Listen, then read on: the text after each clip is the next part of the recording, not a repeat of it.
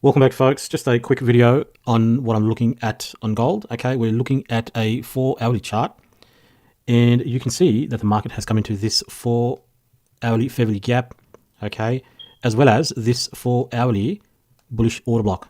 Yesterday's trading, we closed above the 4-hourly bullish order block, okay, and now we've retraced into that key point of interest, okay. So order flow on the 4-hourly chart is bullish.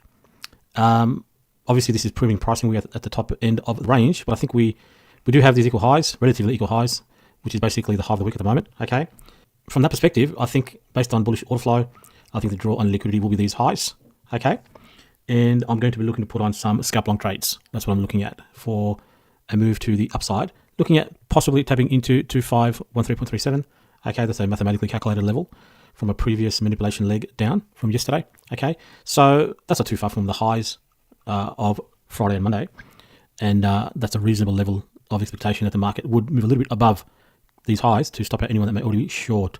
Okay, so we've kind of had that dump, okay, and now we're starting that pump, okay, and this is now a pullback into the order block. So you have your dump for the pump, now pull back to rebalance and these inefficiencies and get more orders.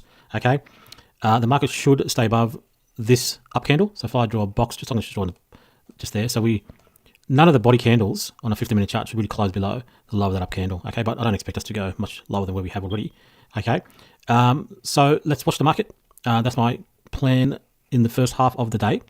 Maybe even the complete day. Maybe we'll just make a bullish closing day today. Okay, that would get all the indicators and all the trends showing an uptrend if we close above the weekly high, and that could be that manipulation. Okay, today prior to any big moves for the latter part of the week. Okay, so monitor the market live. This is not a trade recommendation. It's for your learning experience, learning about how price action behaves. We've come into these two down candles on a 4-hourly chart. We've validated this down candle as the bullish order block. Okay, there's a fair value gap inside of there. Okay, let me turn off these lines. Okay, so we're balancing the market coming to bullish order block, and we have liquidity residing above. So timing is the key. Okay, monitor the charts live, 1 minute, 5 minute, 15 minute, hourly.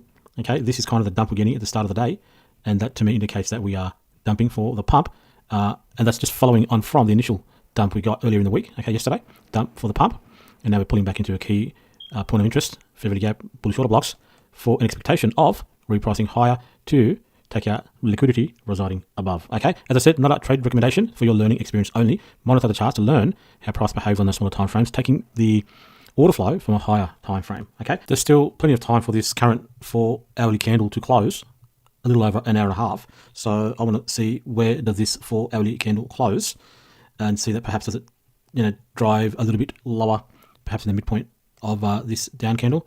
Okay, so I'm waiting for where this 4-hourly candle closes. Obviously need to also align any trades that I do with the timings, right? Timing is important. Okay, so as I said, monitor the market live, 1 minute, 5 minute, 15 minute, 1 hour. Okay, and this lesson is all about how to identify order flow using the higher time frame. So 4-hourly for me is a great time frame to identify order flow, and what this is showing us is order flow is bullish at this point in time. Okay, hope the video is useful. I will talk with you in a future video.